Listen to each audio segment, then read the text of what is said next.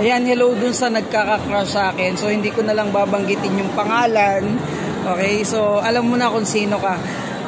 Yun, masasabi ko lang, thank you so much.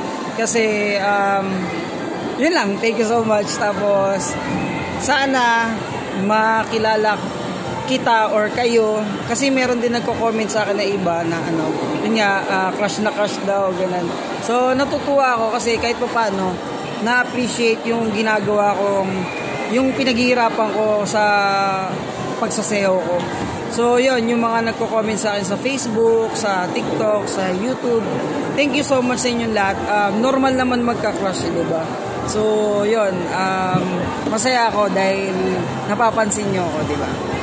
So, yun. Pero mas maganda kung makikilala nyo ako sa personal kasi iba yung personality ko sa personal. Hindi tulad nung sa ano, kumbaga parang sa TV or sa online lang. Okay? Kasi mas cute ako sa personal, joke. Hindi, thank you so much. So, yun, God bless.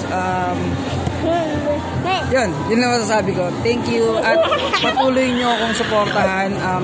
I-subscribe nyo yung YouTube channel ko and lagi nyo akong i-follow sa Facebook and YouTube kasi medyo mataas yung pangarap ko sa pagsasayaw. So sana kasama ko kayo mula sa pag-umpisa ko hanggang sa mabot natin yung tagumpay, okay? Thank you so much. I love you all. all.